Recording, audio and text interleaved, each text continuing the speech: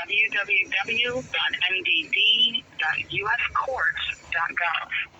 Please listen carefully to the following choices as our options have changed. To reach an employee by spelling the employee's last name, press 1. For courthouse location information and after business hours case-related emergencies, press 2. For current operating status, press 3. To hear information about filing a civil case, to speak with a case administrator about an existing case, or to hear information about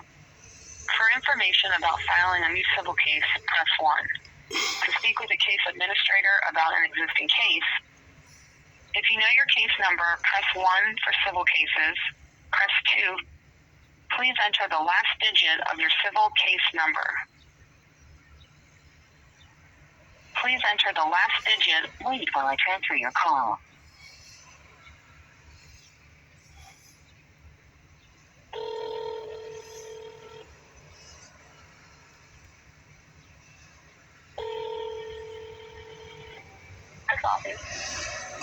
Good afternoon. Who am I speaking with? Kendra Brown. Kendall Brown? Kendra Brown. Yeah. Okay, how you doing? Good afternoon, ma'am. I don't know, maybe I'm in the wrong courthouse or whatever, but I'm trying to find out who is the supervisor over all the clerk's office in the United States District Courts. Oh, that I'm sorry. I don't have that information. Okay. I'm not sure who that person is. Is this the courthouse where the administrative judges presides for the United States District Courts? This is the federal district court. Correct. Located on Lombard Street. Correct. And the judge that oversees Greenbelt, Maryland. Maybe. Are you looking for like the chief judge? Maybe. Or Baltimore office? Okay, maybe you can help me if I explain this. I filed some legal documents in Greenbelt with the clerk of the court, and now they claim that those documents do not exist. What's the case number? It's going to be 8-22-CV-03-199-AAQ. And is this a new case that you no, man, I filed this last year, and I've been having nothing but, huh? What's your name? Michael Moment. Okay, yeah, so I see your case here. Okay. The case is open. Yeah, but You said they told you it's not open? yeah, I received an order from the judge saying that I did not serve these defendants in this case. It's been nothing but corruption and me jumping through hoops to get this case started. But he just sent me an order saying that I did not serve these people, these defendants, with the summons and the complaint. I served them. He made an order, him or the magistrate made an order that they had 21 days to answer the complaint. They failed to do so. I filed a motion for default. And then all of a sudden, I get all these response from the court, which I never received most of them. But I looked at the order. The order says I have to reserve these defendants or he's going to dismiss my case. Now, everything is being recorded. I recorded the service of them. I have affidavit from the people who served it. I paid to get it served. And I paid to have my case adjudicated by a jury, not a judge. But I find it interesting. I just got off the phone trying to talk to the supervisor down at Greenbelt, and the young lady hung up on me.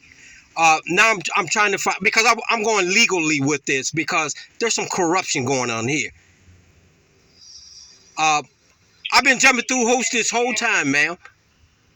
Did you send in a copy of your executed summons? Yes, ma'am. I took it down there personally and got copies with stamps on it. Now she wants me to resubmit that to her. Why should I have to do her job over again when It should have went into the jacket as soon as I gave it to her. I gotta. Because the case administrator for this case is Yasmin Barnett. Yeah, I think that's who I. To come in. I spoke to her. To come in, she refused us. Yeah, I spoke to her, and I wish. I'm not sure what happened to the executed summons. I'm looking at the docket sheet now, and I don't see them in the system, so I can't say what could have happened to them because they would have been, sent to her. Yeah, I understand that, ma'am. But the thing is these are legal documents, and it depends on. And believe me, I know how to do this. It depends on you winning or losing your case. When you don't do certain things. Now, I was threatened by the judge that, on your answering service, it was $400 to file a complaint. That was on your answering service. The judge wrote me a letter saying if I don't pay $2, he was going to dismiss my case. I went back to the clerk of the court's office. I'm not from the state of Maryland, but I went back to the clerk of the court with a money order and let her listen to your own answering service saying it's $400. They waived the $2, and then I get an order from a judge telling me he's going to dismiss it if I don't pay the $2. They didn't give me the summons at that time. They waited 90 days and then sent them to me telling me it was my duty to serve it, even though they were supposed to give it to me that day.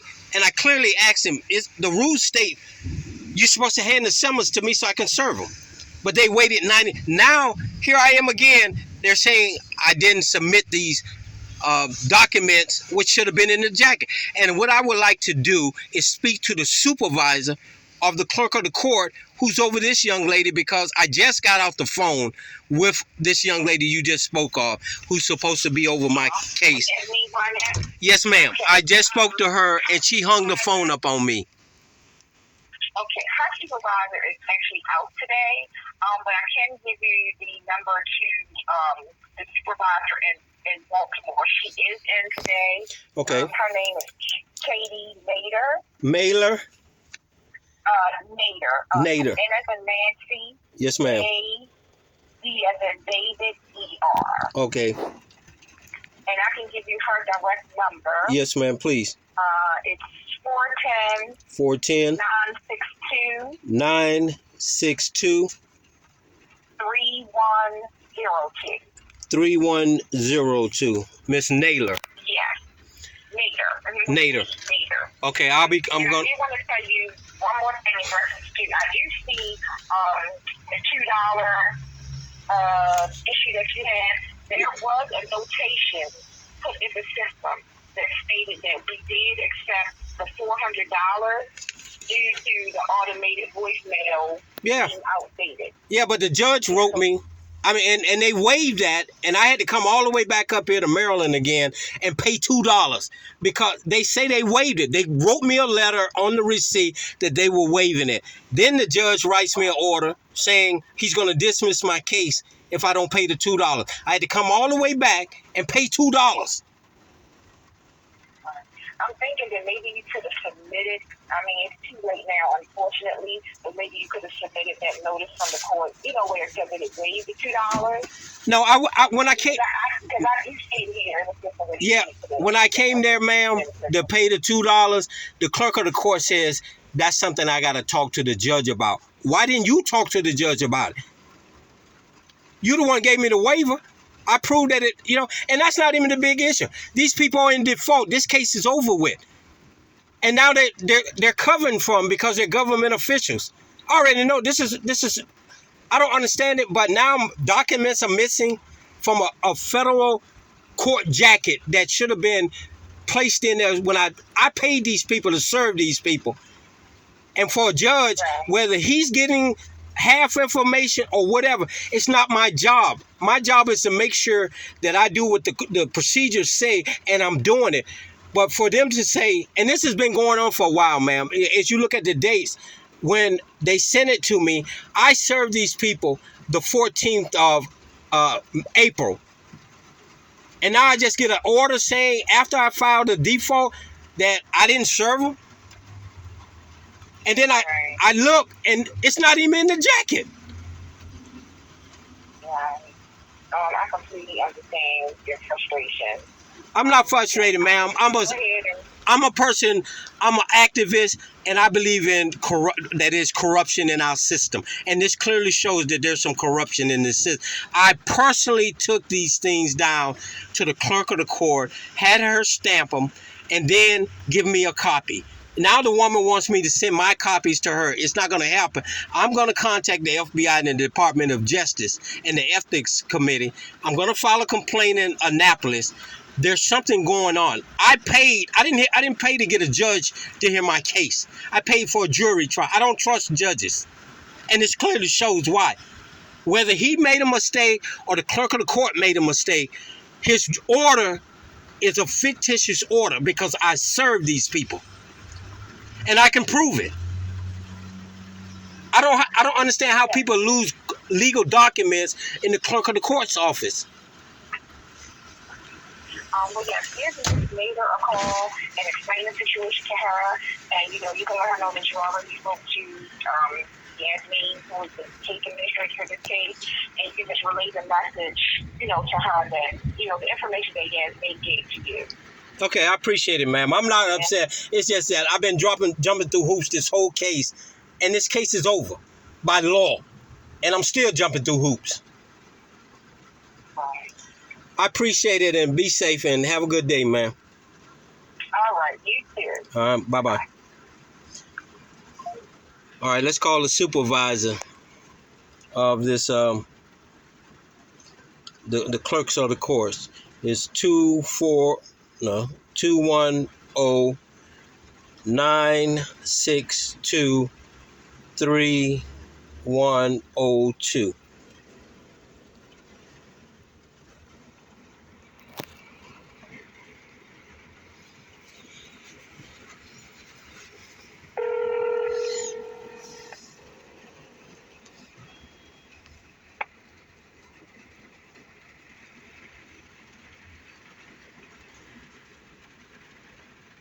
Hello?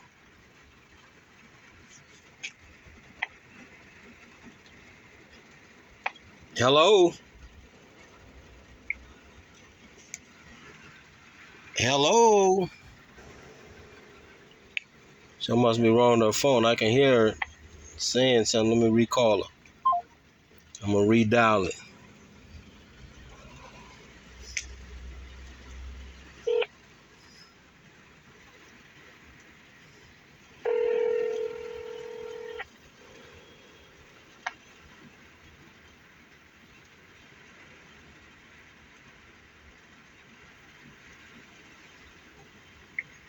Hello?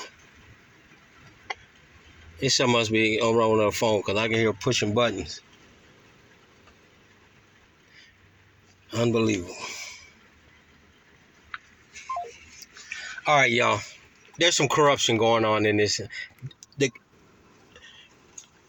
did not even put the subpoenas being delivered